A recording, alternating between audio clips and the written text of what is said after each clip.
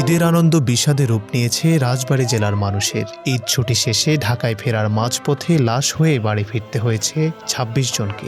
পদ্মার বুকে এই দুর্ঘটনায় নিহতদের পরিবারে চলছে শোকের মাতম। বৃহস্পতিবার প্রিয়জনের মরদেহ নিতে রাজবাড়ী সদর হাসপাতালে এসে জরুরি বিভাগের সামনেই বুক ফাটা আহাজারি করতে থাকেন স্বজনেরা।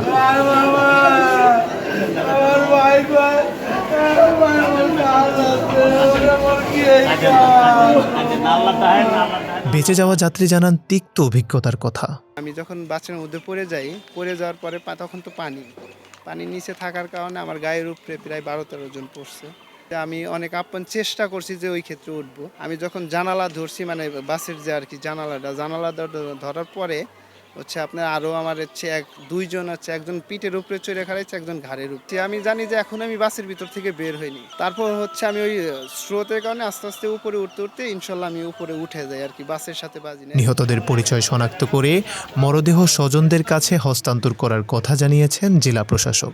স্বজন নিকট মানে রক্তের সম্পর্কের বা নিকটাত্মীয় যেটি আমরা বলি, তারা এসে তাদেরকে শনাক্ত করেছে। মর্মান্তিক এই দুর্ঘটনায় নারী শিশুসহ ২৬ জনের মৃত্যুর খবর নিশ্চিত করেছে রাজবাড়ী জেলা প্রশাসন। স্বজনের লাশ নিয়ে একদিকে চলছে আহাজারি, অন্যদিকে চলছে দাফন কাফনের প্রস্তুতি। এজন্য তপ্ত দুপুরে সূর্যগ্রহণ।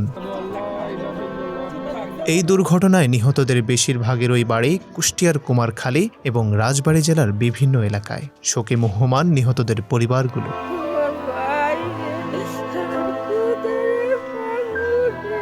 এই শোক কিভাবে কাটাবেন জানেন না কেউ। তবে সবার প্রশ্ন, এভাবে আর কত প্রাণ ঝরলে ঈদ যাত্রা নির্বিঘ্ন হবে?